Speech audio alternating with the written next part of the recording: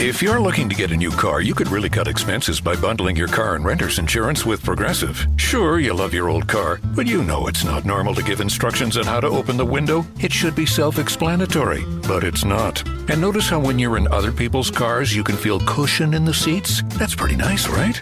No, it's just normal. So bundle your renter's and car insurance with Progressive and put the savings toward a new car. It's time. Progressive Casualty Insurance Company. Coverage provided and serviced by affiliates and third-party insurers.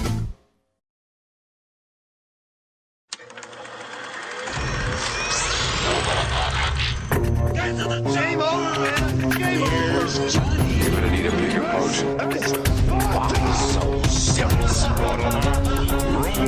I am Iron Man. This is a tasty burger. Welcome to the InSession Film Podcast. Welcome to the new podcast presented by the female film critics of InSession Film. We are speaking, we love movies, we are women in session. I'm Kristin Battestella at Therefore Review on Twitter. Joining me tonight, we are going to discuss the lovely Julianne Moore with all the rest of our lovely ladies. Shadan Larki is here, Erica Richards at E-Rock Reviews, and Zita Short of the 300 Passions podcast, where we discussed a few classics recently, and we had our big tops of 2022. So now we're going to look at some more contemporary, classic, award-winning ladies. So Shadan, I wanted to start with you briefly, put you on the spot, because of course, if we say Julianne Moore, we immediately all had to bring up Boogie Nights again. We did discuss Boogie Nights briefly on our Titanic retrospective episode because we all had our favorites and in our Titanic debates, but you were not here for that episode, Shadan. So I don't want to ask you your opinion on Titanic because that would be kind of rude. But tell me your opinion on Boogie Nights. Honestly, I mean, I'm a huge Paul Thomas Anderson fan. I would say it's like mid to lower tier for me. Like, it's not one of my favorites of his. To be honest, it doesn't even I don't know, this is probably a really terrible way to start off this podcast, but I wouldn't even say it stands out as like iconic Julianne Moore to me. Like, when I think of my favorite, that doesn't even come close to, like, I don't know. So that's my opinion. Oh. I don't really have an opinion. The Women in Session. We're just jumping right onto the controversy. No, because I know Erica Richards feels strongly about it because it's as we're looking here, jumping around Julianne Moore's career. Obviously, we said, of course, we have to talk about some award wins and nominations. I love Boogie Nights, but as I said before, I also love LA Confidential. I wish there could have been a tie that year because I do think she also deserved to win supporting actress for Boogie Nights. Erica, is it a standout for you? Yeah, but I don't know if it's just because I haven't seen enough of her films that when I really went to go back and look at it. I think she's great in it. I think Boogie Nights is great. I will admit, though, I've only seen it once. And yeah, I think she's great in it. I think her other films that were my top, 3 or whatever, which we'll get into later, I think are definitely higher for me. But I think she's really good in Boogie Nights. Oh. Now, again, I wonder if this is just purely an age or industry issue, because, again, I'm a little older and, she bounced around a lot kind of in the early 90s. Maybe people didn't know what to do with her. She's in a lot of supporting, a lot of comedy. I do remember her vividly in The Hand That Rocks the Cradle. It's a small but kind of critical role, but then there was, the funny stuff like 9 months. And then maybe I feel like it was Boogie Nights really when she came onto the scene. Zita, do you have any early Julianne Moore favorites? Well, I think what you reference is fascinating, but there does seem to be this struggle to cement her status as a commercially viable actress. And when you talk about those early roles, I believe The Fugitive from 1993 was meant to be set up as this big breakout role for her. And you watch that movie and she is third billed or something in the credits. And I know you spend most of your time with Tommy Lee Jones and Harrison Ford in that movie, but you can still sense that it is weird, her character's presence in that film, because she shows up, she is shot like someone who's a significant character, and then just sort of disappears. And then you read about the behind-the-scenes production of the film, and it turns out that she was meant to be a love interest for the main character. And then they decided to essentially get rid of her because they worried that audiences would not be sympathetic to Harrison Ford's character if he slept with another woman while he's supposed to be grieving his wife who was tragically murdered. And so that's why she gets cut out of the film. And then you have movies like Assassins, the Antonio Banderas, Sylvester Stallone movie, and you think how odd that Julianne Moore is, I assume, the love interest in that film. She's in Body of Evidence, the Madonna erotic thriller that infamously flopped. And it really does seem like most of her successes in the 90s were in these independent productions or movies that are sort of art house adjacent, because something like Boogie Nights, it has too high of a budget to really be considered an art house film, and it was widely distributed, but I don't think it's the sort of movie that's going up against the Jurassic Park sequel that she starred in terms of how much revenue it was going to generate at the box office. And I wanted to talk about Safe, which was a significant sort of motivating factor in Hollywood starting to take notice of her. And I believe it was her first collaboration with Todd Haynes, who would go on to direct Far From Heaven. And it's a really fantastic psychological thriller that puts you in this woman's headspace as she experiences a breakdown of sorts, but she also suffers from something called an environmental illness. And no matter what she does, she just gets sicker and sicker. And eventually, after having grown up in this very privileged, sheltered part of the world, she's this upper-class housewife in Sherman Oaks, I think, just a very swanky suburb. She gets taken in by these sort of new age preachers who promise, oh yes, holistic healing, this will help you, you'll be cured in no time. And you are left with these questions about, well, how do people who suffer from psychosomatic diseases or even diseases that doctors aren't really researching, how the hell are they supposed to cope with these problems? And the most clear analogy that you could draw here is that it's a metaphor for AIDS. And you even have an AIDS patient who appears at one point. But I just think it's really fascinating that you can draw so much out of it.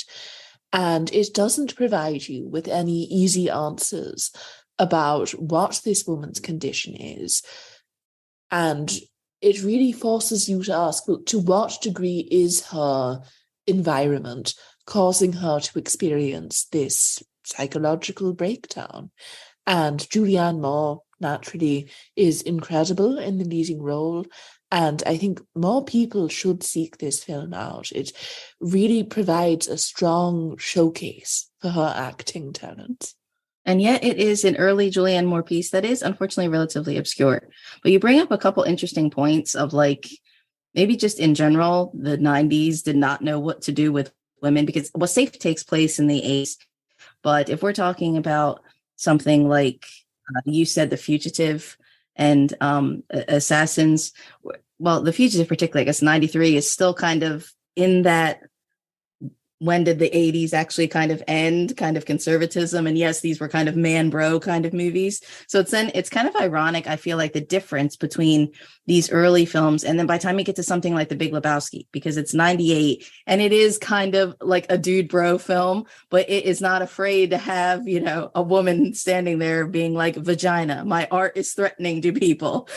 And I know Shadan loves The Big Lebowski. I did. I rewatched it recently. She's very good in that movie, which I will say the first time I watched it, I was like, what is Julianne Moore doing here? And then the second time I watched it, I really appreciated, I don't know, she's just so weird and delightful. And you kind of want to root for her.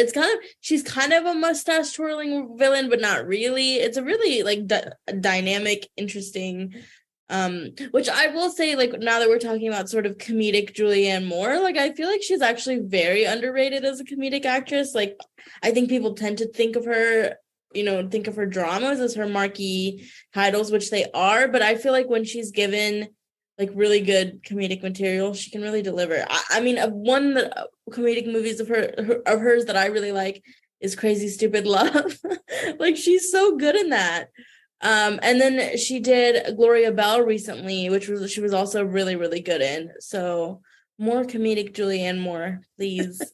Erica, what's your opinion on The Big Lebowski? Because I don't really remember I don't think when it came out, was it a big super hit or did people not get it? I think it wasn't a massive hit. It was relatively well received, but I do think its reputation has improved over time. I remember first trying to tell my husband, like, no, have you seen this movie? You have to see it. It's weird, but you'll like it. Trust me, Erica. I don't want to say it's like a cult classic, but I feel like it kind of is a little bit. My boyfriend and so he has two older brothers, and his two older brothers, like, it's one of theirs that they quote all the time. Now, I haven't seen it enough to like be, for it to be quotable for me, but it is a silly, fun watch. But I think this whole time we've been talking, Shadan, I think you made the great point that I think she has a lot of range that I don't think we realized or like maybe even like thought about or talked about. But I think she really does have like a lot of range in the characters she plays, and just like she's not like typecast, right? I will say though, The Big Lebowski, I saw it once a long time ago, and then I rewatched it probably within like the past 2 years. I need to watch it again. And my boyfriend, he's like, you need to know it, like when we quote it and blah, blah, blah. And I'm like, okay, whatever. Right. So I do need to rewatch it. But yeah, I think again, just the point, like, I also love Crazy Stupid Love, that she can play comedic characters without it really being like, she doesn't, it's like kind of effortless for her in a way. I don't know. I think she has a lot of range. I have Big Lebowski merchandise. I can't lie. And my husband said this just yesterday. I was carrying a cup of tea and he was like, watch the beverage. Remember when the dude's trying to get out of the car and all he's worried about is if they're going to spill his drink? I'm like, it's okay. Calm down. The dude abides, but I feel you, on one hand, you ladies already have said you don't feel she's typecast, that she has such a variety in her own range. But yet we've already mentioned a couple times movies where she's just the woman, just because a woman has to be there. Mm-hmm. And I feel like for me, I feel like part of that is kind of ironic. It plays into it, but it doesn't. I love The End of the Affair, which is 99. Like, to me, it's Boogie Nights, The Big Lebowski, and The End of the Affair are like, to me, 3 years in a row where like Julianne Moore is without a doubt on the map, even though there's, a couple other like things in between there. And I actually wrote about The End of the Affair on my Ray Fiennes list for In Session, because, it's based on a book. And to me, it's far better than The English Patient. I mean, I like The English Patient, but I feel like Seinfeld, just die already, just die. Has anybody else seen The End of the Affair? I have. And not a fan? I just remember the sex scenes being terrible, which I'm sorry, I know that's a weird complaint, but that's important, Zita. That's important. Don't let anyone tell you different. There are quite lengthy sexually explicit scenes, which I would usually celebrate as something positive, because a common talking point that we have is that Hollywood movies, especially Hollywood romances, are far too chaste, and you're meant to believe that these people are caught up in a passionate, torrid affair, and they kiss once or something. And you think, well, that's not accurate. Come on. You've gotten these beautiful people together on screen. Make use of it. And Julianne and Rafe are both gorgeous, but they're just shot weirdly. And I remember finding it to be very off-putting. At the same time, talking about her range, I do think it is significant that she manages to be this very stately, dignified, prestigious actress who regularly appears in awards contenders while still making fairly transgressive art. One of the first films that she received positive notices for was Shortcuts. And that movie features a famous scene where she walks around with her bottom half fully exposed. And I think that is something that you wouldn't necessarily get out of a lot of other actresses, especially in previous eras, who want to star in a movie like Still Alice and who want to earn Academy Awards. And I do think it speaks to a positive shift in terms of the way that Hollywood treats its actresses. The fact that a woman could aspire to be a Meryl Streep type performer without having to make incredibly safe choices. Because I know that one of the things that people complain about when they talk about Meryl's career is that, yes, she's had this longevity, yes, she receives positive reviews, but there is this sense that she's not working with the best directors in town. And a lot of her films have sort of a formulaic cookie cutter quality, because that's what the Academy wants. And you've seen a bit of a shift. More recently, she gets to work with someone like Steven Spielberg. But maybe it says something positive that we are moving towards some of these more sexually explicit, shocking, scandalous films still being palatable to the masses. And people don't judge an actress like Julianne Moore for taking on those roles in the way that I think they would have in, say, the 80s, when I think it was far more difficult to become a Meryl Streep type actress if you appeared nude on screen, or if you made a film about incest the way that Julianne Moore has. That could have been sort of a career killer back then, or it could have barred you from getting certain roles.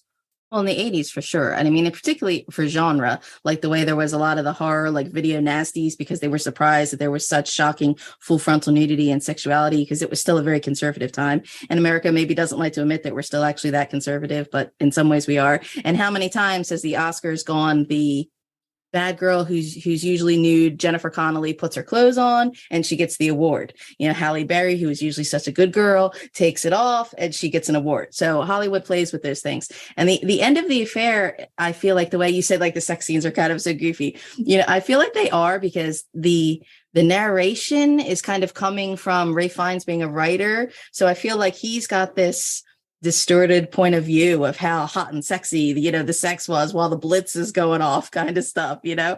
And it's very, from the Graham Greene novel, it's kind of the Catholicism of how, you know, Ralph Fiennes is her, you know, lover, but Stephen Ray is her husband. And this idea of like women who are both like the so saintly, like the chaste wife who you respect, but then like the saucy hot lover, you know, who you adore. And here's the woman caught in between, who they really actually know nothing about, that she actually had illness and that she had actually been church going. So it's the idea of how the lens of how the men view the women, but know who the woman actually is. So I love that, the dynamic that Julianne Moore, and maybe in some ways, I don't want to say it's like she's playing three parts in the movie, but the way she bends for the men and then who she really is. So I find it to be a very moving, touching movie. And she was nominated for that. She was nominated for supporting actress for Boogie Nights. And then she was nominated for Best Actress for The End of the Affair. So I feel like it's nice to see that she was getting recognition, at least, for even what you would say is kind of a saucy role, which is nice. And then you come upon, of course, Magnolia. Who loves Magnolia? Anybody? Oh, yes, that's great fun. And especially in terms of her performance, you have that very famous scene where she goes into the pharmacy and berates, I think it's the cashier, for questioning why she's taking so much medication. And it's an odd scene in that if you saw it out of context, it does seem funny. And you think, oh, wow, she's really over-egging it here. And even in context, it does seem sort of like a departure from the tone of the film, in many ways, but it also sort of works. It's weirdly funny in its own way, in its own dark fashion. And that character has to be slightly ridiculous. She needs to have this exaggerated quality. And you sort of need to laugh at her in that scene while still understanding the existential despair at the center of her world. And it's definitely a film that stays with you. And I think some of the big swings that P.T. Anderson takes as a director, I don't necessarily dislike. I know that the decision to have the frogs rain down on the city of Los Angeles is mildly controversial, but I think it works within the framework of the film. And even the scene where they essentially perform karaoke with all of the members of the cast and they sing along to the Amy Mann song is moving in its way. And final note, I kind of enjoy Jason Robards' big scene where he describes the guilt he feels over having cheated on and then abandoned his wife. It's melodramatic excess on full display. And I think that is ultimately one of the qualities that I love about the film, because it is quite difficult in the 90s, I would argue, to find a prestigious art house film that is willing to be that melodramatic, especially considering the Gen X mentality that was so popular at that time, where you have to be sort of disaffected to be cool. And I rather like seeing a film about a bunch of people who are over-emotional 100% of the time. Erica, counterpoint. Wait, that whole time you were talking about Magnolia, right? Magnolia. Okay, yes. yeah. No, I agree. I agree with everything you said. For a second, I was like, wait, did she start talking about something else? No, I agree. I totally agree. I actually, it's funny, earlier I had some time, so I was like, I just like Googled like top Julianne Moore like scenes or something, and that scene at the pharmacy was one of them. So I rewatched it because I completely agree with what you said. I think it's kind of like super dramatic, but really well done and kind of funny. I think, I don't know, we've all probably had those moments where we're in public and we want to lash out at someone like that because of whatever we're going through. And I just felt like that was the energy she had. I'm like, oh, like I've been at that breaking point before and wanted to lash out at someone. I haven't, but I thought she like portrayed that perfectly. Yeah. I love Magnolia. I need to watch that again too. And yet it has a lot of love, but she did not get a lot of awards love for it. It was like look at Tom Cruise can actually be an actor. Let's nominate him for everything. Shadan, where is Magnolia on your Paul Thomas Anderson pantheon? She hasn't seen it. I haven't seen it. Yeah, don't kick me off the podcast. That's Sorry. Sorry, I just said that because she sent us a message in the chat. Oh yes, technology, is so precarious with us to cooperate, to coordinate, and get everyone together. But yeah, now Shadan, do you still have your fancy check mark on Twitter? I do. I know they're going to take that away too. They're going to take it away. I haven't seen Magnolia. I know, shame. Thomas Anderson. I haven't seen Magnolia. I know. Friday Nights is okay. Okay, because I've started to watch Magnolia like 3 separate times, and I just couldn't get very far. But I need to try again. That's okay. You have to get into the mood, and Zita's right on one hand. I mean, in some ways, I feel like it came around at the right time, but also maybe again, people did not get it necessarily at the time. And it's one of those. If it were released now, I wonder how people would view it differently. I don't know. maybe not. Do you have any other Paul Thomas Anderson favorites? I mean, I love Phantom Thread. That's probably my most favorite of his, and The Master. Those are probably my top 2. I know I'm like ranking my brain to think of his other marquee Did titles. you see Licorice Pizza? Yes, which is not my favorite. Like I that's a weird movie because I love the beginning and I love the end, but the middle just kind of lost me a little bit. So No, I can definitely understand that because it's such a segmented, bifurcated film in many regards, and it's so episodic in structure.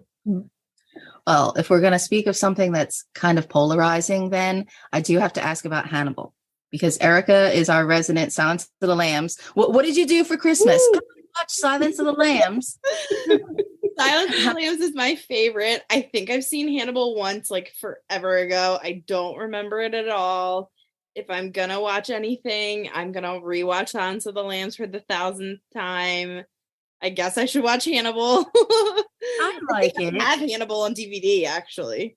I maybe do somewhere. I don't know. I like it. I think she is good in it. It's just She plays Clarice, right? yeah. It's like it's one of those. But because it's following Silence of the Lambs, but because she's following Jodie Foster, is where it kind of loses its luster. I don't know. Shadan, have you seen it? I have, and I will pose a question and we can answer it later on in the podcast. But to me, Julianne Moore is one of those people where she's been in some duds, like she's had some shit, but like I feel like she just elevates, like she can elevate anything. And I would argue that I've never seen her give like a bad performance, even in a bad movie. And I'm curious if you guys, as we move through her filmography, would agree. Like I think even when she's being like campy, it's still like fun. I just feel like, yeah, I've never seen something where I'm like, geez, like she just completely missed the mark. And I think, yeah, like with Hannibal, like she's just very, and maybe it's just because I personally like really like her, but what I come back to is just she's so like watchable, and there's just something about her that I think like draws your eye and makes you want to pay attention. And even in those, like in Hannibal, where I was like, this is, you know, boring and a retread and all these things, but I was every time she would just I don't know, I just wanted to watch her and I wanted to see what she would do. And that's what makes her so interesting to me.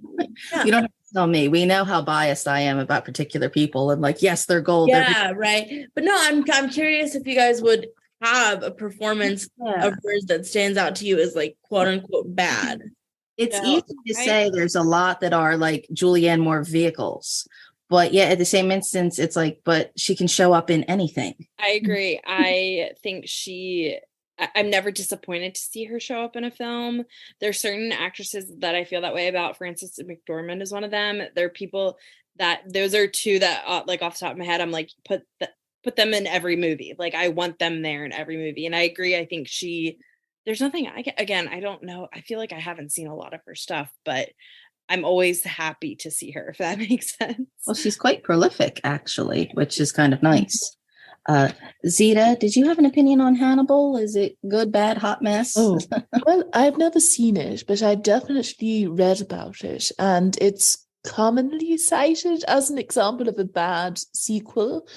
And I believe reading about its production, the author of the original novel, who's called Thomas Harris, I think, was paid an incredible amount of money to write a sequel to the original novel. And I've heard that it's just really over the top. And a lot of people agreed that Silence of the Lambs is sort of elegant and delicately crafted, and it creeps up on you, and it's disturbing. Whereas Hannibal is sort of campy and gory and doesn't have the strongest sense of control over its tone. And so I had always stayed away from it. And I believe it also features an over-the-top Gary Oldman performance, which is something that I never want to see. So I doubt that I'll ever watch it. But I get if you can derive enjoyment out of it, that's great. And I guess it remains a fascinating example of sequelitis because it still made a bunch of money. I'm surprised that they didn't go ahead with more Julianne Moore as Clarice starring Mysteries, but I think it got another sequel which wasn't quite as successful. So it's an odd time capsule, you could say, what was popular in the early 2000s. And in terms of Julianne starring in a bunch of duds, I do think it is fair to say that her filmography is littered with films that we would all prefer to forget on occasion. In particular, I think of some of her 2000s work where she's making movies like The Hours and Far From Heaven and A Single Man, and these films that you can really get excited about. But then she's also in the Shia LaBeouf vehicle Eagle Eye, and the Nicolas Cage movie Next, and the Pierce Brosnan lawyer romantic comedy Laws of Attraction. And you just think, well, you're Julianne Moore, you don't have to accept those roles. And I believe I read that she got divorced at some point in the late 1990s, and that put her in financial peril. And so that might have been one of the reasons why she accepted all of these roles in commercially oriented projects that don't look great on the page. Divorce films, man, you can't hate when somebody has to do that, because I mean, as a female actress of a certain age, she's gotta make the money while the sun is shining. I mean, at that point she was making 3-4 films every year. So it was like, as long as one of them was a gem, it doesn't matter, because it's the reverse of you're only as good as your next movie. If you just keep making something and it doesn't matter, because if that's bad, people are going to forget about it, because here's an Oscar nominated performance. So I don't blame her for having to work and having to pop up and everything, because Hannibal, okay, mixed messages, whatever was going on behind the scenes, prequels, sequels, book adaptions and everything. Then, of course, yes, 2002, you get Far From Heaven, which Shadan, you adore. Yes, my favorite Julianne Moore anything, which I didn't see it when it came out in 2002, but like when I did watch it, I feel like it just like anything that I had seen Julianne Moore in before and any love that I had for her, this just like surpassed all of it. I just think she's like incredible in that movie, which is crazy because 2002 is like one of the most stacked best actress races like ever, because you have I think Diane Lane was that year, and there's like a lot of really iconic performances that year. But in my mind, she should have won. She's just so good, and like she's just so subtle in that movie. And then again with like this sort of magnetic quality that she has, like I think the way that Todd Haynes like shot the film and the cinematography and the color, she's just incredible. And like the romance, it's just perfect Julianne Moore. And if you're listening to this podcast and for whatever reason you're not as like in on Julianne Moore or whatever, start with Far From Heaven, which might be a little bit disappointing because we can argue whether she's ever reached that same height again. But like, yeah, if there was the Mount Rushmore of Julianne Moore, you got to put Far From Heaven on there. Erica, do you agree? I can't unmute. This is where it's time to not kick me off the podcast because I've never seen it. I'm sorry. Yes. But now I'm going to add it to my list. Okay, well, there you go. That's why we're here. Shadan says that is the Julianne Moore starter pack. Mark it down. I'm curious looking at these Oscars of the time, because the end of the affair, she's nominated, which the way it works out, I guess, is like 2 years before Far From Heaven. And that's 3 years. That's the year Hilary Swank won for Boys Don't Cry. And looking back, I'm not sure. Hilary Swank won for Boys Don't Cry, Annette Bening for American Beauty, Janet McTeer for Tumbleweeds, and Meryl Streep for Music of the Heart. So, I like Julianne Moore at the end of the affair. That would probably be my favorite. But I don't know. I feel like that was probably a wash maybe of a year compared to, when we get to, she's nominated for Far From Heaven, but Nicole Kidman wins for The Hours, Salma Hayek, Frida, Diane Lane, Unfaithful, Renee Zellweger, Chicago. But then Julianne Moore's also nominated for supporting actress for The Hours the same year. So was it a case of she just split the vote? You do wonder, but then you read about the Best Actress race from that time, and it was so competitive from the sounds of it. And I think Nicole Kidman ended up winning because she just had so much momentum behind her career-wise. And I know there are people who love that performance. I don't think it's a bad performance, but in the pantheon of great Nicole Kidman performances, The Hours just doesn't quite make it there for me. I think she should have won Best Supporting Actress for Eyes Wide Shut, but that was never going to happen. So we just have to live with the way things are. Die for. It's sort of funny that it does take so long for Julianne Moore to win Best Actress. And I know that Still Alice in Best Actress circles is viewed as this makeup award for years of being overlooked. And it's sort of a shame because it stops people from fully appreciating the complexity of that performance. And I would argue if you watch it without thinking of it in that sort of cynical mindset, you can fully appreciate what she's doing there. And there are plenty of performers who have won Oscars just because they're overdue. And then you watch the performance and you think, really? I don't think this is one of those cases. And Still Alice is much, much better than 90% of the films that exist to shed light on what it's like to be a person suffering from a specific mental health problem or dealing with a degenerative disease. I do have to say just quickly, it's interesting. So she gets like the double nominations in 2003, and then she doesn't get another nomination until Still Alice in 2015. So it's like a 12-year gap of like, you know, Oscar drought. And I think at the time, like there was like this like thought that like, did we miss our chance to like give Julianne Moore the Oscar? Like, is she going to come back? That kind of thing.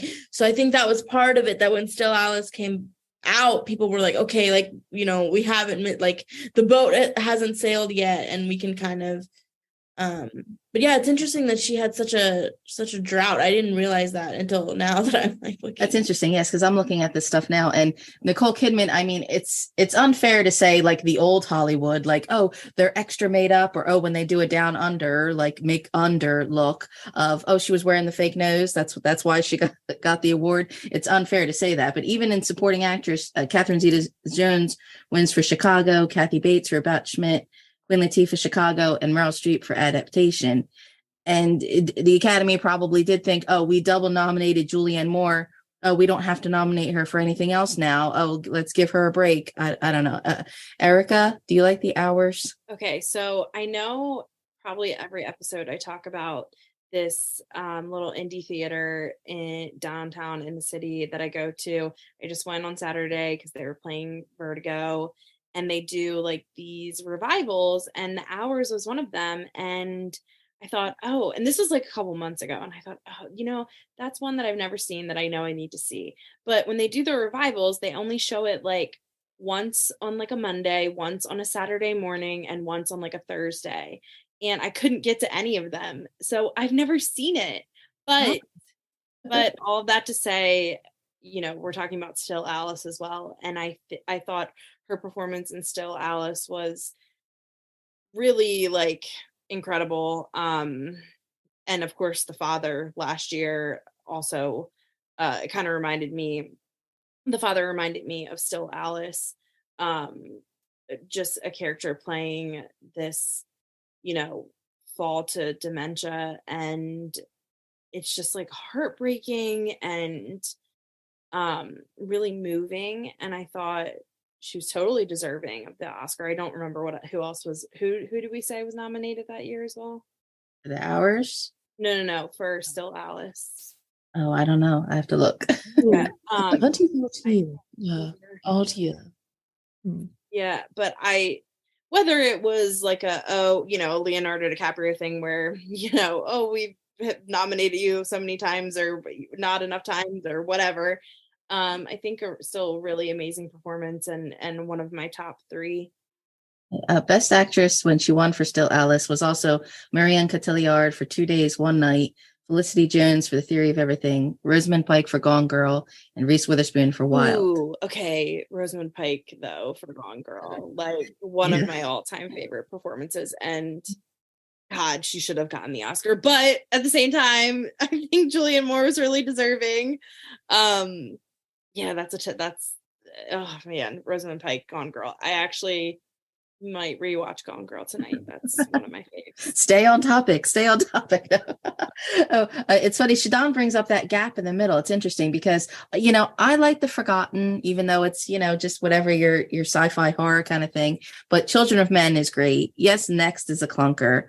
And yes, pointed out Goofy Eagle Eye, but then also A Single Man. And, you start looking at that huge gap and you think, well, okay, maybe there were a lot of duds in there, but you think, what would she have been nominated for at that time? But she was not nominated for The Kids Are All Right. I mean, I think, I was going to say, so I think she absolutely should have been nominated for A Single Man. Like, she is phenomenal in that movie. That's another one of those movies, just the way that it's shot and like the makeup and this with, and I love Tom Ford as a director. I know, I guess he can be kind of polarizing, but I love that movie. And there's so much like empathy in that performance. And it's such a good two-hander with Colin Firth. She's phenomenal. She definitely should have gotten an Oscar nomination for that one. And she should have been nominated for The Kids Are All Right. I mean, Annette Bening is fantastic, but I don't really understand nominating one and not the other. I think they're both very, very good.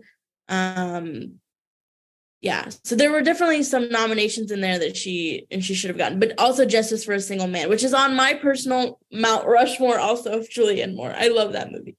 Zita, should she have been nominated for A Single Man? Oh, yes, I really enjoy her performance in that one. And I believe she suffered as a result of the fact that they couldn't decide whether she was a lead or a supporting player, and so they didn't quite know how to coordinate the campaign, and she ends up losing out to people who had stronger backing behind them.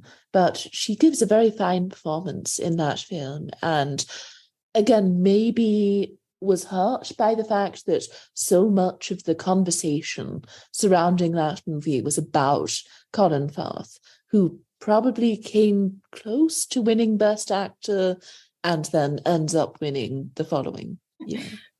Makeup Oscars, we've often, given a side eye to, but category fraud Oscars, we could have a whole separate topic to discuss. It just made me immediately think The Theory of Everything. Oh shoot, the other film with Eddie Redmayne and Alicia Vikander. Yes, thank you.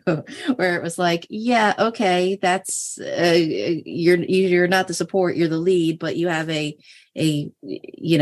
man in a role as a woman. So, again, weirdness of the Academy.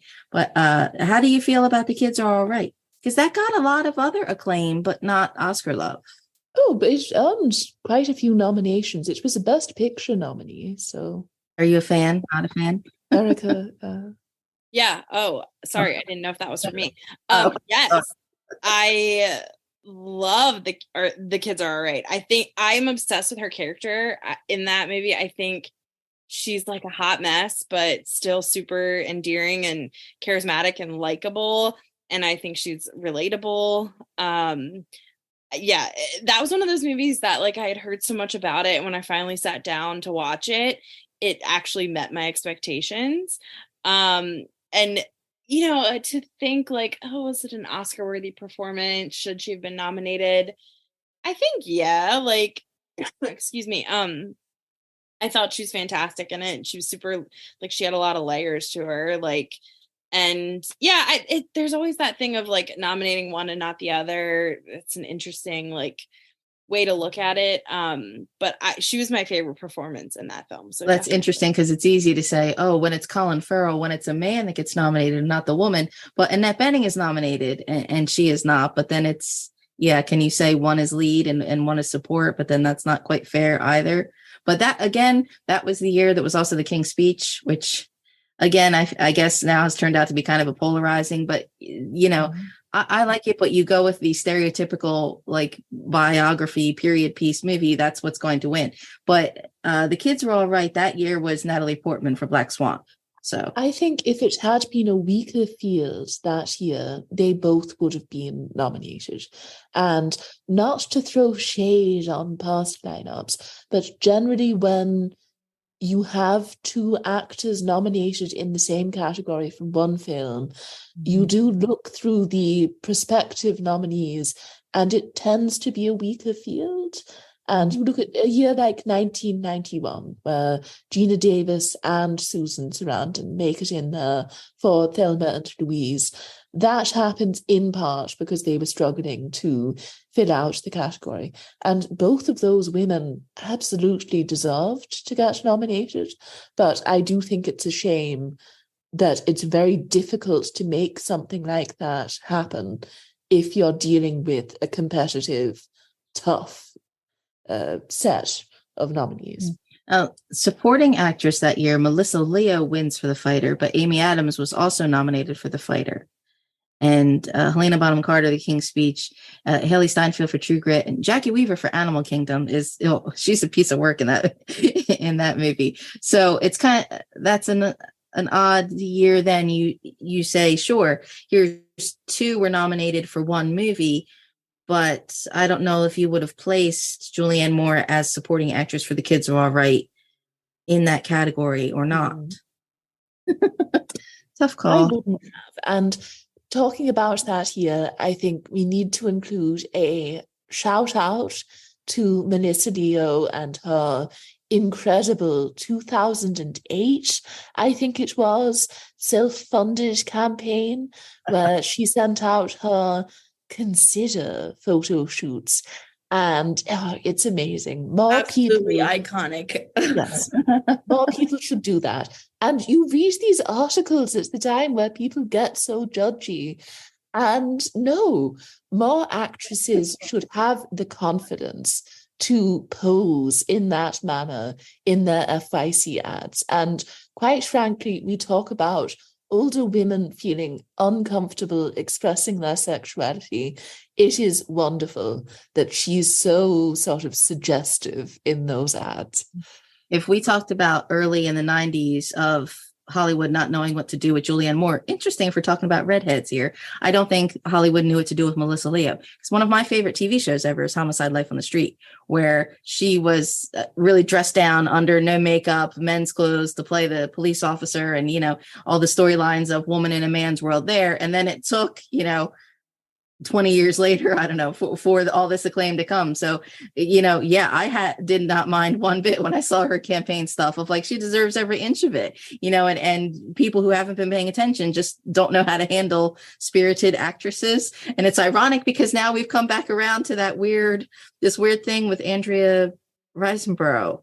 Like all of a sudden, everybody is coming out with this apparent grassroots campaign for her. And I'm like, I don't know where this is coming from. I don't understand it. But while I'm here, let me tell you about some of these other Andrea Riseborough movies you should be watching. Maybe we should be paying attention to more of these women instead of, scoffing at them saying, I'm good, I want to win an award, which I think maybe that's part of the problem in that window. Julianne Moore did not play the Hollywood game. As Zita mentioned earlier, she likes oddball indies. What else was in that Shelter? You girls both liked Crazy Stupid Love, Don John. A Map to the Stars is right before Still Alice, and that got some attention. I do want to mention just quick. So first of all, I do have to say, since we're doing mini tangents, I do have to say that the Oscar year with Annette Bening in Best Actress with Natalie Portman, that's one of my favorite Best Actress years ever, because you also have the greatest Jennifer Lawrence performance of her career in Winter's Bone, Blue Valentine, one of my favorite movies of all time, and Rabbit Hole. Absolutely stacked race there. But I do, and I know this is a movie podcast, but I did want to talk about Game Change. Has anyone seen that, where she played Sarah Palin?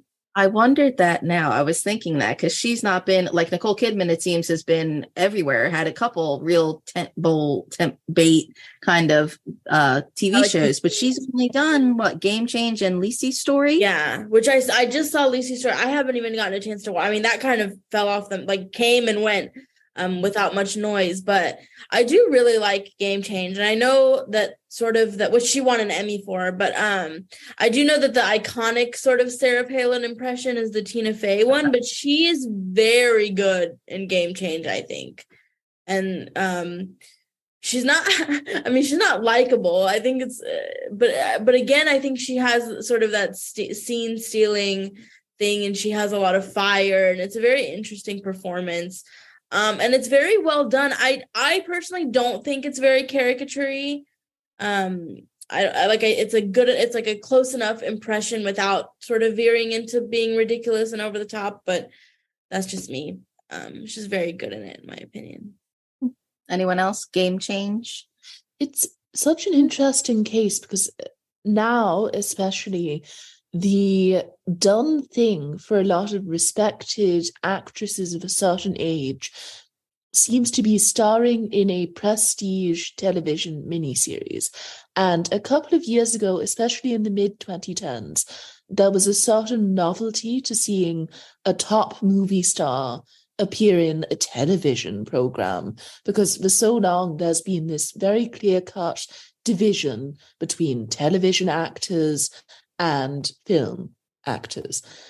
And nowadays, I feel as though it's become so commonplace that people don't really care anymore. And you have these major stars like Julia Roberts appearing in these TV series, and they still fail.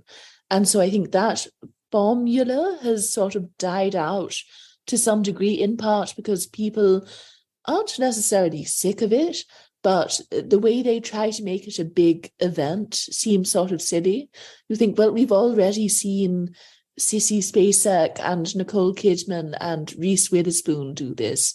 It's no longer enough just to say, ooh, we brought back this 56-year-old actress to star in this thing.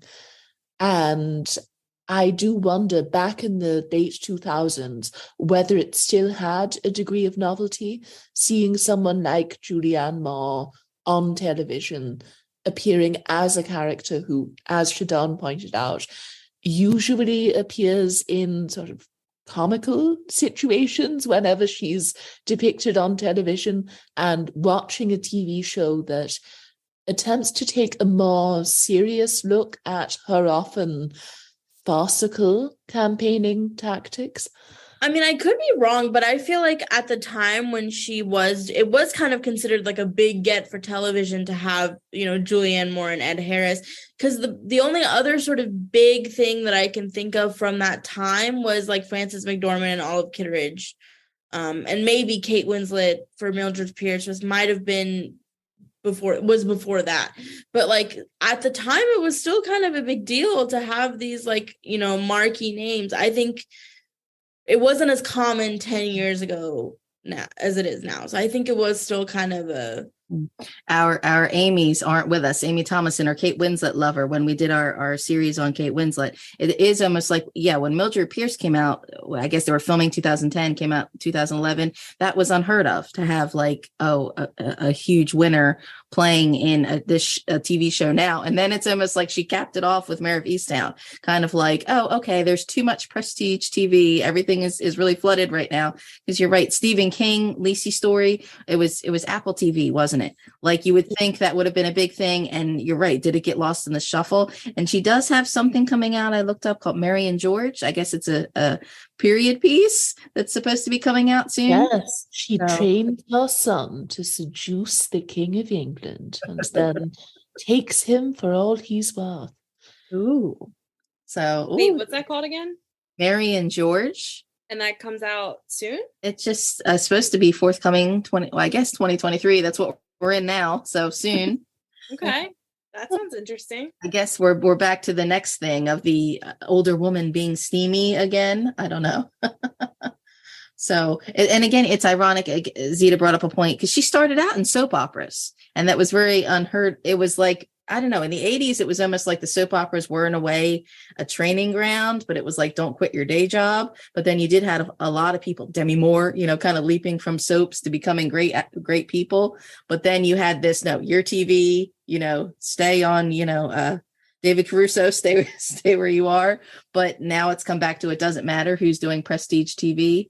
I was going to mention that. I mean, I would argue she's probably the biggest name to start out in soaps. Like, I feel like in many ways her career has broken a lot of ground because she started off as soaps, and then she was sort of, speaking of Kate Winslet, like she's another one. There aren't very many actresses who can get away with doing, the sexy roles and the nudity. And then also, like, as we mentioned, just the fact that she is able to alternate between like something that's completely fluffy and serious. Like there aren't, I don't know. She just has such an interesting like mold that she's fitted for herself. Because even if we look at her like post-Oscar movies, I would argue, like with the exception of Gloria Bell, which sort of was a critical darling, she hasn't been in anything that's like really quote unquote taken off, but she still has that sort of prestige of being Julianne Moore. Again, I come back to, is that the nature of a woman in Hollywood, where if she can pop up with a great movie every decade, and that's fine, because is her goal more to have a career that she can still work consistently, which is really tough for women in Hollywood to have a consistent career. I mean, whether, you have something like big, Mira Sorvino wins, they say supporting actress is kind of the cursed kind of Oscar, where you kind of fall off after. So it's the idea that she has, even if it's not a consistent body of work per se, but it's the fact that she has a body of work, a longevity. Because I mean, I said to Zita in our previous last week when we were talking about Robert Mitchum and all the big 80s miniseries that came along, and how I've been rewatching these goofy 80s soaps like Falcon Crest, of how there's some people on these shows who never did anything else, but it was the idea that if you were on a daytime or nighttime soap opera in the 80s, you had 10 years of work. You didn't have to do anything else. So it was like, you're right, like how many big people make the kind of the jump, but how many of these people have the kind of longevity or consistency? So in this industry, to even have survived as long as she has. And I know, I'm not sure who will be with us next week. We'll be talking about Amy Adams in the future too. If you want to actually talk about somebody comparable, I don't know. After Still Alice, what did you say? Gloria Bell? Well, she made an appearance in the Hunger Games. Zita, what has she done since winning in Still Alice that you like? Oh, well, Gloria Bell, which we've already brought up on multiple occasions, is very much the sort of film that I think we as women would like to see get made more. It's very much a character piece about an older woman just trying to sort out her life. And I think it makes a lot of interesting observations about the financial pressures that older widows face in trying to keep it together while still dealing with their children and trying to go on dates with older men who maybe don't respect them in a lot of cases, and feeling or that sense of anxiety as you come to terms with your status as someone who is mortal and who is eventually going to die. And it's just such a wonderful film because it manages to do all of that without getting weighed down by how important and significant those themes are. And she's allowed to be sexy and fun-loving and occasionally even ditzy, which is a descriptor that no woman really wants to have applied to her. But I liked the fact that she has a real sense of humor about herself, this character, and she is self-aware. And I would really like to see her make more films in that vein. And I wish that that movie had been a massive box office hit instead of being a modest art house success, even though I know it has a couple of rabid fans on the internet. Because this was 2018. So would this have been, I mean, yeah, it didn't really hit any awards. Would this have been, which Oscars would this have been? The following year? Because that was you had like The Favorite was the big sweep of around that time, right? But then it's also, is it, here I'll devil's advocate, because I'm not an Oscar fan per se. Is it fair to justify her career by saying these are the ones that she was nominated for Oscars, ergo these are the best, this is what she won for, this must be the best? I don't necessarily think that's fair. Shadan? I mean, I think when you look at the vast majority of performers, their best performance is usually not the one that wins the Oscar. And as we've talked about, like, she's had several very big snubs. But I mean, she's lucky that like several of her iconic performances have been nominated, which I guess there's some people who you could argue like their best work doesn't get nominated at all. But no, I mean, I think like back to your point, I think that is what's so interesting to me about Julianne Moore is that she is able to overcome sort of a lot of the other issues that actresses of her age have, where like they disappear. And I mean, good for her for still working, like the fact that she is able to get work. I mean, I think it just comes down to like, she genuinely is, like, in my opinion, one of the greats. I also, just as we're talking about post-Oscar performances, she was also pretty good in The Glorias as Gloria Steinem, which was not a very good movie, but I guess she does have a knack for playing real people too, which goes back to her versatility. Because she can really embody someone without going over the top. So which is ironic that Gloria Bell year, The Favorite, of course, playing the Queen, of course, and then the year after, I'm not sure which window it would have been nominated, was the Renee Zellweger for Judy Garland. So the women playing the real people. Oh, that's where the awards are. The hours. Virginia Woolf.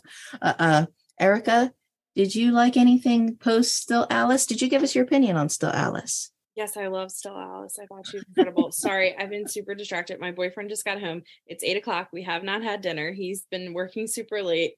He brought home Chipotle and we realized they gave us the wrong order. So I've been like super distracted. I'm sorry. I'm so sorry. That happened to me before too. The things you go through as women to get to do on a podcast, where it's like, I think, oh, it's so easy if you order something out, but then inevitably when there's a problem, I know. And it's like, yes, can't we just order in and watch a movie here, please, people? Yes, exactly. Yes.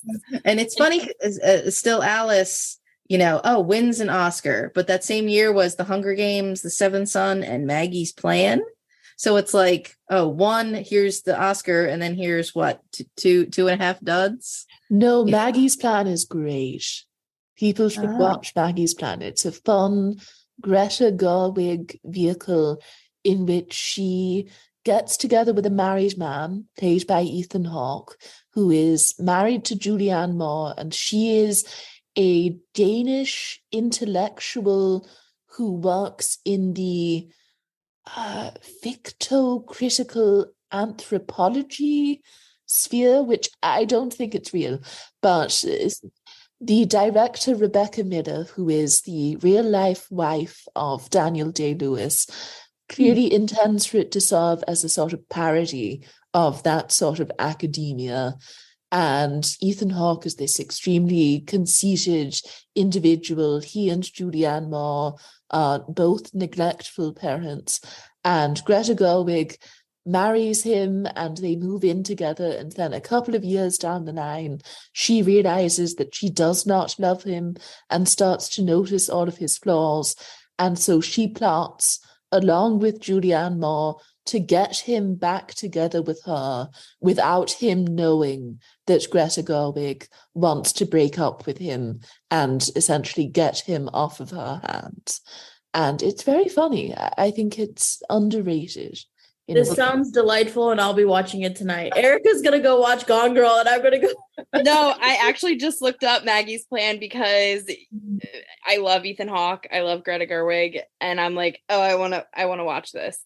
It's not streaming anywhere for free, but it's on YouTube and Oh. Apple TV for like $3.99 or something, but that sounds worth it. So But typical how here we have the Hunger Games, part 1, part 2 that she's in, and the Seventh Son is DOA, supposed to be some, big epic, fantasy franchise thing. So it's a case of, make appearance in a big franchise thing and then be able to make something small indie romantic comedy like that you would want.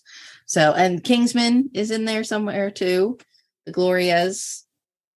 I'm not a fan of Dear Evan Hansen. I'm sorry. I have to admit I've not seen it, but when people were talking about it and I read what it was about, I was like, this sounds like a terrible movie. I think that's the majority opinion. It was widely marked. Okay, it's not just me. Okay.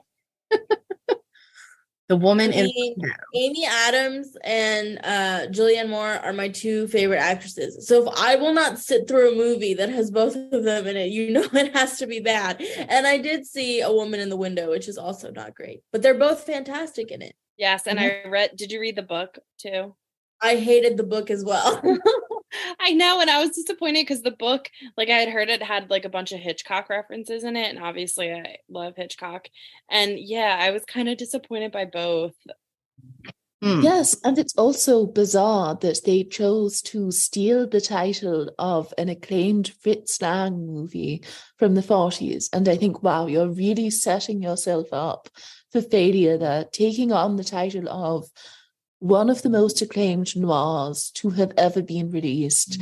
And this early 20s Joe Wright movie is meant to live up to that sort of hype. But then she also did the cartoon Spirit movie, which those are very popular. My niece loves those horse cartoons. So again, the making, I guess, the cash rolls, divorce movies, and then making what you want to make with people you want to make. I don't know. But she only has 2 films, if I'm looking at her filmography now. Sharper and May December. I feel like maybe it goes both ways. You either hear of, oh, look, there's something special coming. She's playing Gloria Steinem. Or all of a sudden, there's just a Julianne Moore movie that kind of shows up. And you're like, oh, click. Well, there's a lot of buzz about May December because it's her and it's Natalie Portman. And I believe they are playing a lesbian couple, or their characters get involved. And it's yet another Todd Haynes film.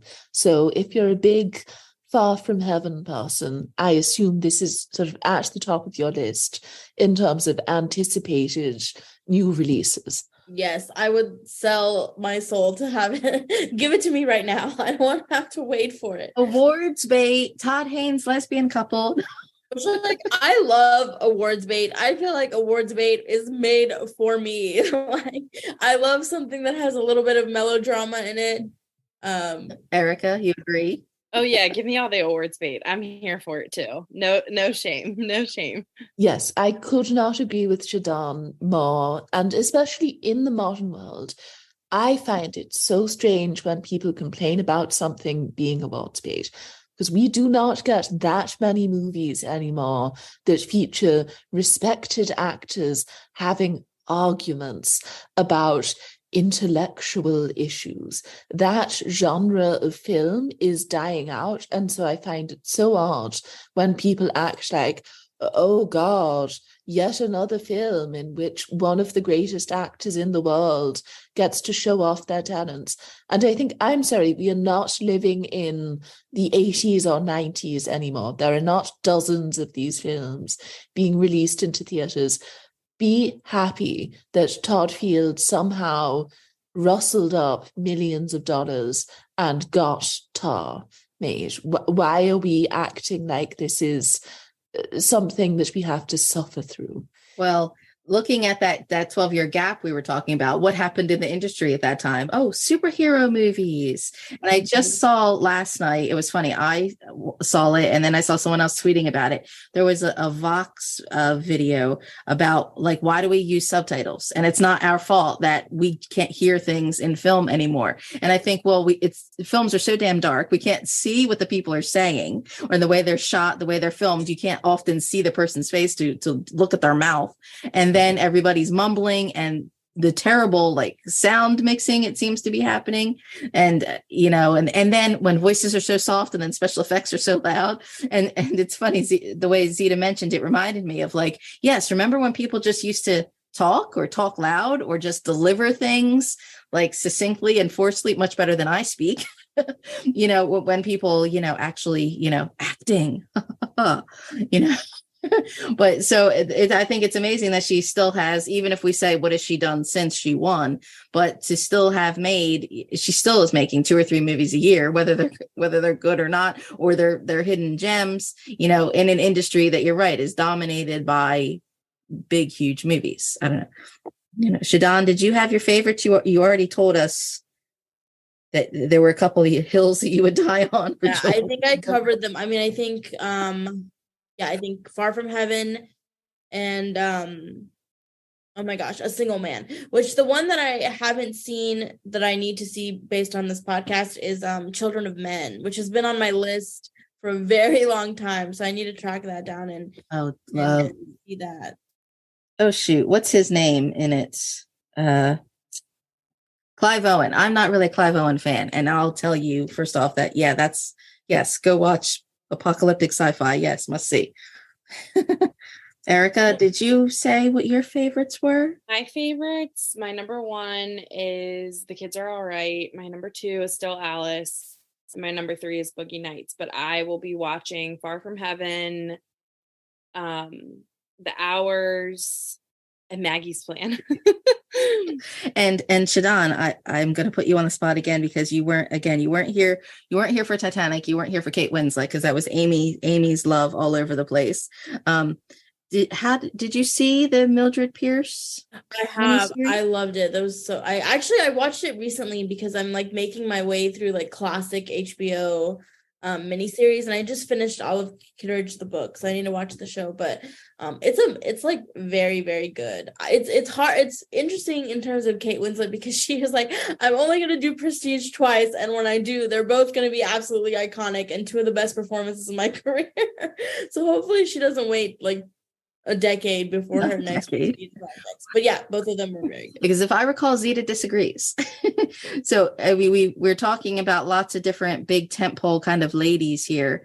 On the spot, hot note, where does Julianne Moore rank for your contemporary Prestige ladies? Oh, well, she's definitely up there for me. I'm very excited whenever I see a project that has her name attached to it. She seems to have excellent taste in films outside of the occasional Nicolas Cage sci-fi clunker. And you see something like May December, and I am automatically excited, can't wait to see it. And I have no doubt that it will be fabulous, because Todd Haynes, as far as I can tell, does not miss. Even when he makes a film that I don't love, I still find it fascinating. And so I'm really looking forward to that. And I'm so glad to see that on some level she seems to be free of that financial burden that she might have been facing in the 2000s. And it's wonderful that she's so booked and busy and still working with high caliber directors that suit someone of her stature.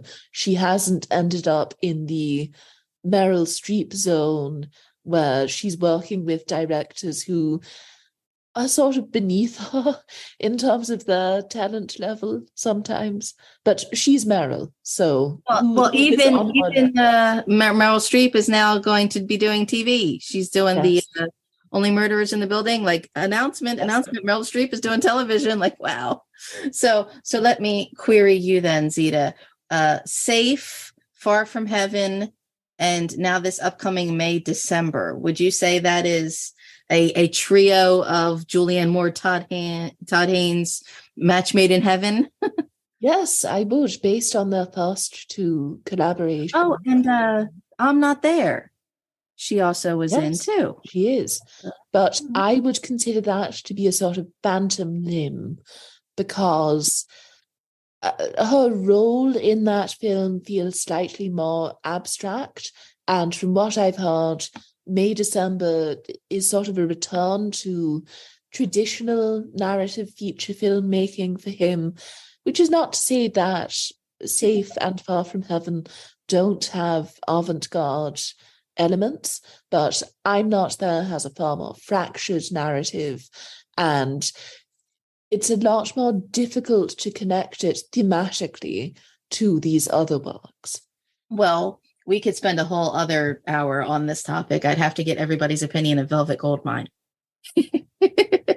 Because that's another, yes, if you want to talk about a disjointed hot mess of a movie that just not a hot mess, no. I think it is, but I say that in not a bad way. It's I have a love-hate relationship with the movie. I don't know. It has so many beautiful people, but it's just such a wild movie. It's just, to me, it's one of those, once you see it, you never forget it. And I feel like maybe not enough people have seen it.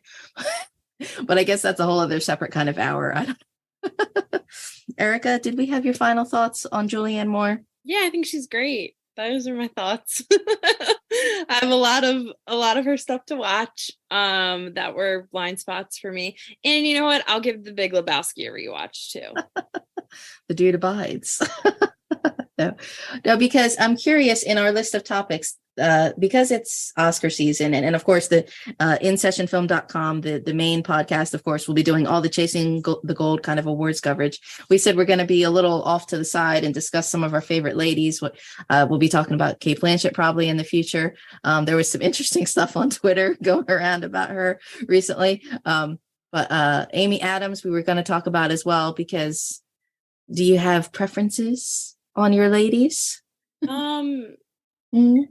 I mean, of those mentioned, I'm excited to talk about Amy Adams. I really like her. Shadan, I'm excited to talk with you on that episode. Hopefully you're on it. The Tom Ford movie Nocturnal Animals with Amy Adams, because I love that one. And yes. Yeah, we'll definitely talk about it. But yeah, overall, I mean, Oscar nominations are tomorrow morning. I'm really excited for that. I'm really looking forward to that. And I'm excited that we're going to talk about the Oscars after the Oscars. I think that will be really fun too. Yeah, I'm really excited. But yeah, put Julianne Moore in every movie, put Amy Adams in every movie, put Frances McDormand in every movie. Those are probably my top ladies. Oh, and Florence Pugh. I love Florence Pugh. And Margot Robbie. I love the ladies. Like, let's just... all ladies all the time. I will say, to close, I think what's been so interesting for me, like doing this episode, is I came in, and I will say, I think I've seen like roughly 60% of anything that Julianne Moore has been in, but just like listening to this conversation, there's so much that I haven't seen. And that's what's so exciting, is like, she just has such a depth of like back titles to dig into. And I feel like, honestly, maybe more than a lot of her contemporaries. Like there's like all different genres. Like she did something, like Blindness, which is like more sci-fi, or Children of Men. Like, she's just like, she's really dipped her toe into everything. So it's like you get a different Julianne Moore for any mood that you're in, which is what I love. Because I, like, a lot of times, I think I've told you guys this before, like at the end of the day, when you're looking for a movie to wind down, like you don't want to watch something like Still Alice or The Hours and just feel so depressed. But then you have, even like The Hunger Games, which like maybe she did it for the paycheck or whatever, but she was having so much fun in that movie, and like she delivered. So the fact that you can just turn on like any Julianne Moore title and just get like a great performance and like have fun watching, again, in my opinion, one of the all-time greats, you just doesn't get any much. I love the Bee Gees, and of course the big Saturday Night Fever craziness. And Robin Gibb used to say he didn't like the mania stage when everything was that hot and that crazy. All he ever wanted was consistent respectability. And I think about that, like when I think of like all my favorite like film star people, it's like, I love the people who are just consistent, that always put out something good. So we have our Oscar stuff. Yes, we said that we'll do after, so we can catch all the fallout. All the arguments and all the complaining. And so at InSessionFilm.com. They're doing their big smorgasbord of episodes with Chasing the Gold and their big tops of the year and everything like that. And they're also on Twitter at InSessionFilm. They've got Patreon specials and YouTube events happening. I said that we should do something big and special, like try and get all 6 of our ladies all at once talking about the Oscars hot mess. That'll be probably confusing because we have 2 Amy's, Amy Thomason and Amy Smith, shout out. And nobody's written anything about Julianne Moore, have they? Yes. Zita, we need a top 10 Julianne Moore. No, I already gave you. Oh, sure. Yes. I gave you an assignment for the top 10 Robert Mitchum. She's unbelievably wonderful. So it would just be a very gushy piece about how great she is. I don't know. I mean, it's easy to say, oh, you're 3, here's your quick hot takes, your memorable pieces. When you're doing a list saying what's an actor's top 10, is part of that very selective of your favorites? You know, I'm the unusual one. I'm always looking for the outlier kind of things. Here's the obvious ones, but here's something that is a little under the radar, like Shadan said, that like you can get a piece of Julianne Moore for everything, that there's something that. And again, I come back to these, why don't the Oscars recognize the actor as performances? Here's the group of body of work in a given year. Because like you said, when we looked at some of these years where she made 3-4 movies in a row where, you know, okay, Children of Men was great. Next was bad, you know, like it would seem up and down, but then you think of the different characterizations between them to make Far From Heaven and The Hours in the same year. Shouldn't there just be an award for that alone? Like, you know, oh, look how different.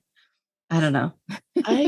We've had this debate before, but the thing that I sort of like about it, even though I know it does not make sense, and it probably would be more practical to nominate them for their body of work, I sort of like the fact that it is this weird quirk of the Academy Awards, that you have cases in which people won an award for a performance, even though that performance isn't really what they were winning for.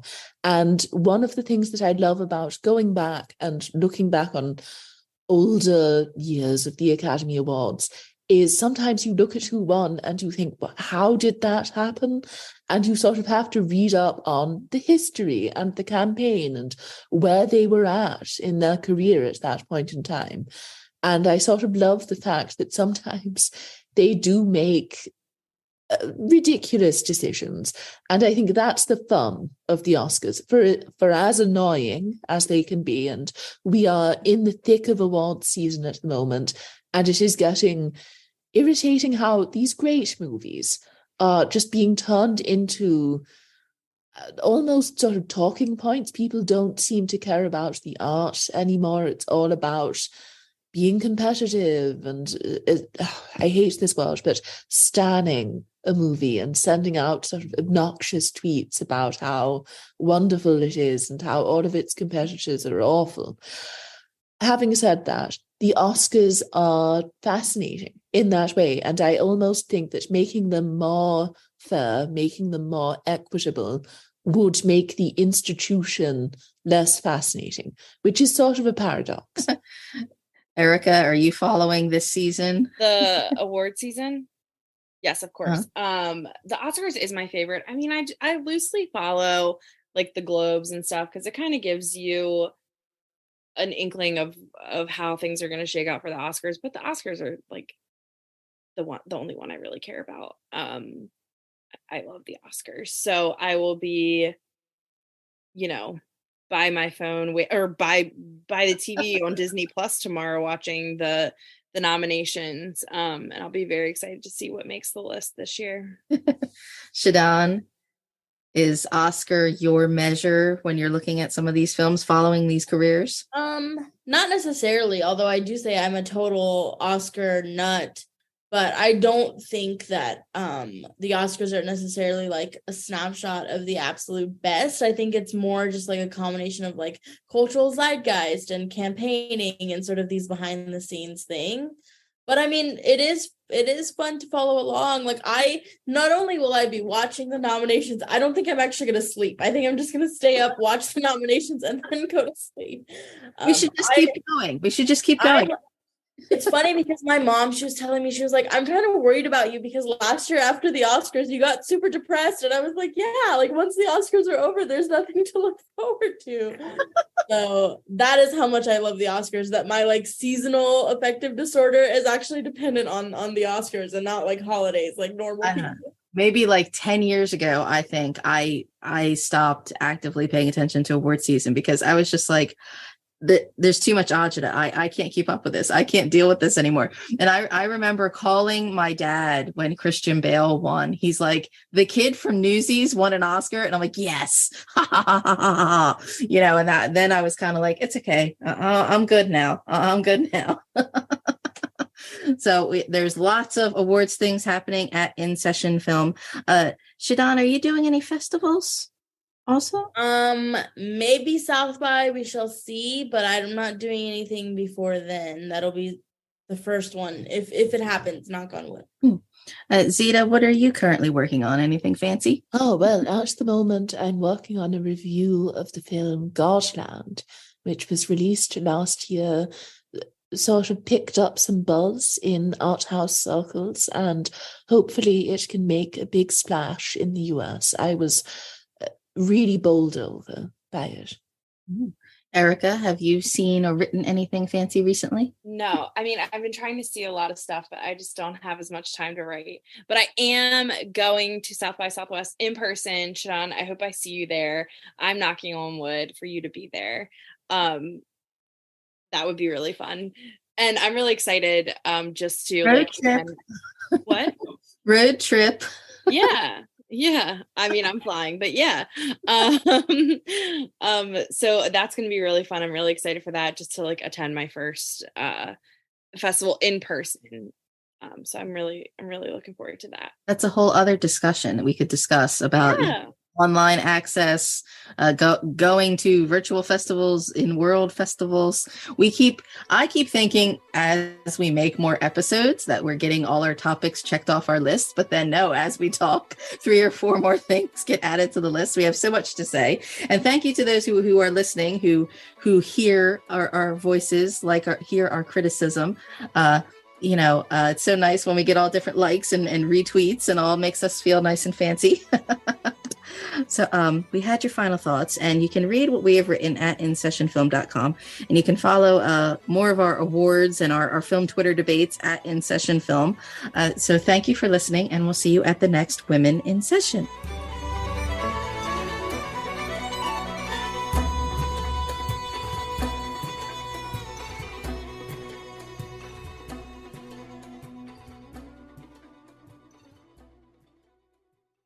Progressive presents Adjusting to the Suburbs. I never really thought about tools until I bought a house in the suburbs. It's like this weird homeowner test if I need a tool for a project and don't have it. And my neighbor Ted loves to give me that look when I ask to borrow a pole saw. A year ago, I didn't even know pole saws existed. And now I gotta borrow one from Ted? What is happening? Anyway, when you save with Progressive by bundling your home and auto, that's the easy part of adjusting to the suburbs. Progressive Casualty Insurance Company, coverage provided in service by affiliates and third-party insurers.